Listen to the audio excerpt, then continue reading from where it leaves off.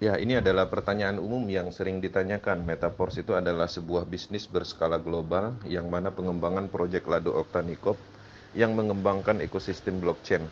Nah, di sini ada produknya. Produknya adalah matrix system yang kita beli dalam bentuk label. Pembelian itu tergantung kemampuan masing-masing. Apa gunanya membeli matrix system? Matrix sistem dibeli adalah tujuannya adalah untuk alat bisnis. Alat bisnis yang mana tertanam di teknologi blockchain sehingga dia permanen. Nah, ketika kita membeli level program matrix system, kita bisa memasarkan kembali dengan bonus 100% atau penjualan langsung. Seperti itu.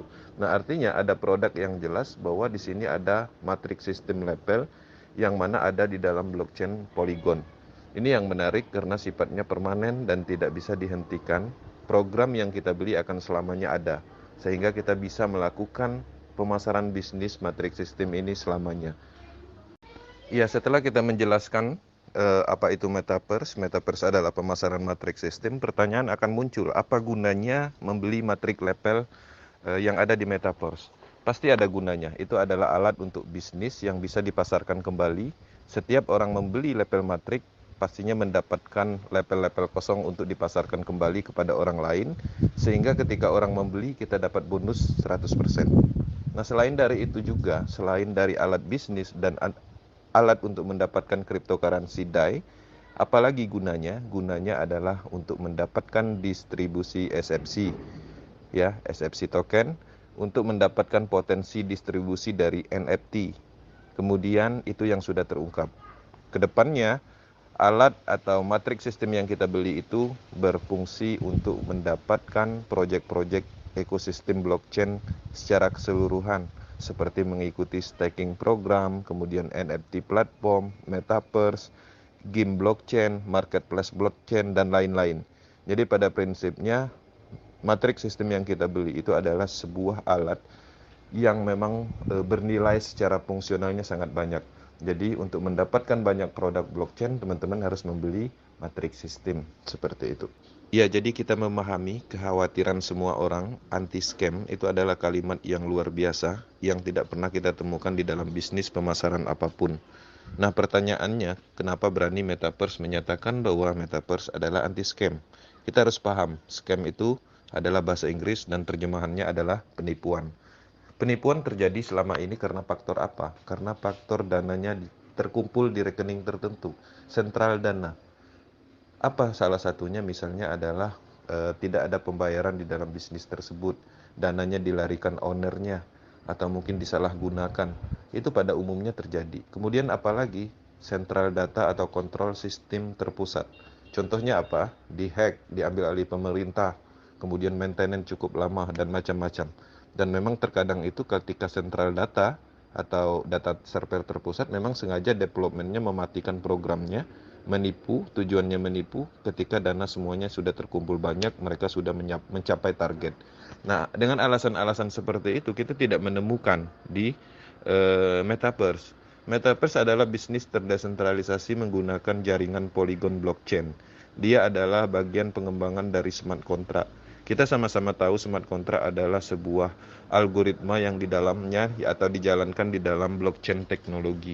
Selama ini smart contract cukup unggul dalam pengembangan bisnis terdesentralisasi karena tidak berpotensi disalahgunakan atau terikat dengan program algoritma yang sudah dikembangkan. Ini menarik, bisnis ini akan selamanya ada, artinya di sini juga tidak ada pengumpulan dana, juga tidak ada sentral data terpusat, tidak ada faktor manusianya di dalam sistemnya. Faktor manusia kita sama-sama tahu adalah hal yang paling banyak yang membuat masalah di dalam bisnis pemasaran. Di sini juga tidak ada admin apapun, semuanya berjalan dengan sendirinya menggunakan teknologi blockchain. Nah, memang beberapa orang belum memahami apa itu smart contract, desentralisasi, kemudian blockchain teknologi, dan hal-hal yang mendukung dengan teknologi metaverse. Nah, ketika memahami itu semua, ya pastinya akan menerima pernyataan ini bahwa metaverse adalah anti-scam. Karena memang tidak ada pengumpulan dana juga. Kemudian transparansinya 100%, keadilannya ada seperti itu. Nah, ada banyak faktor yang memang harus dijelaskan secara detail by data, dan tapi itu semua sampai saat ini tidak bisa disangkal. Artinya memang pada kenyataannya memang metaverse seperti itu. Nah, itu yang menarik, kekuatan dari proyek ini adalah kita mendapatkan sebuah bisnis permanen bahkan bisa diwariskan seperti itu.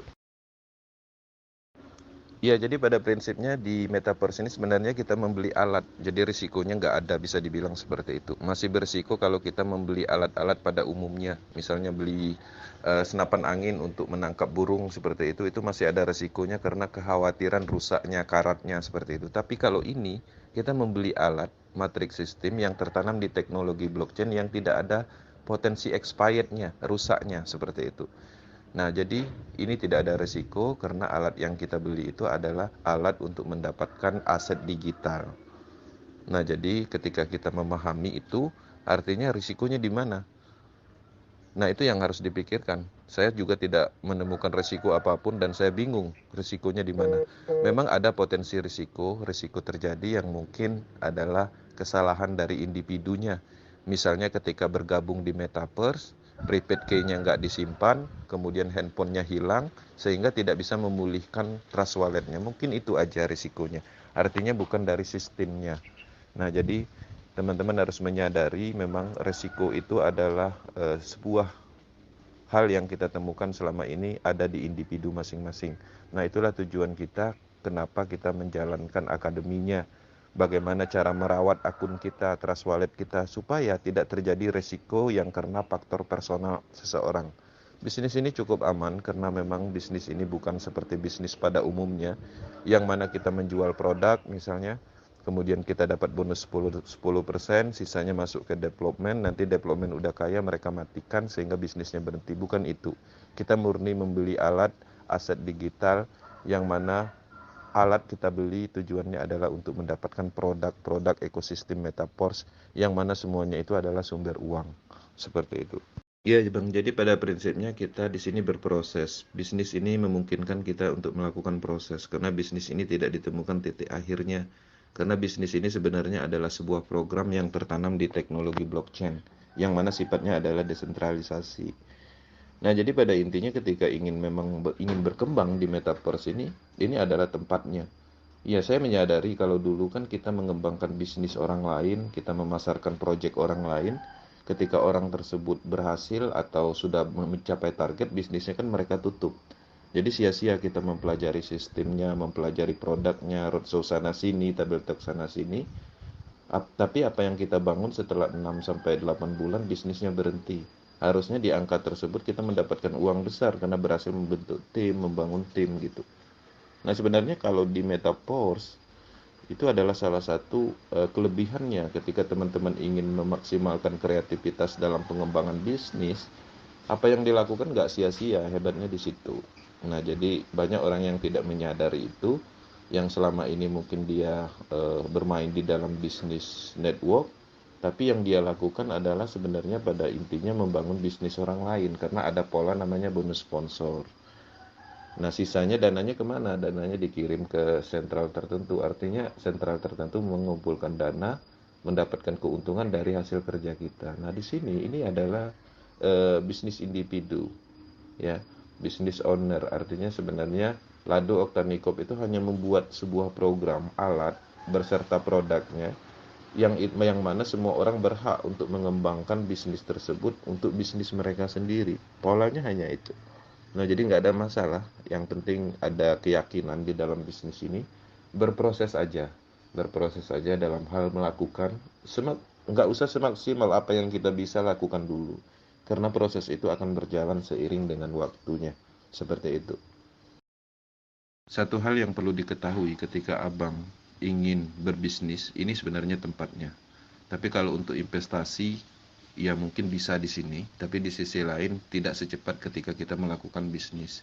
Kalau kita selama ini pernah bermain bisnis jaringan, familiar dengan bisnis, sayang ini nggak dikembangkan karena kita membangun bisnis kita sendiri.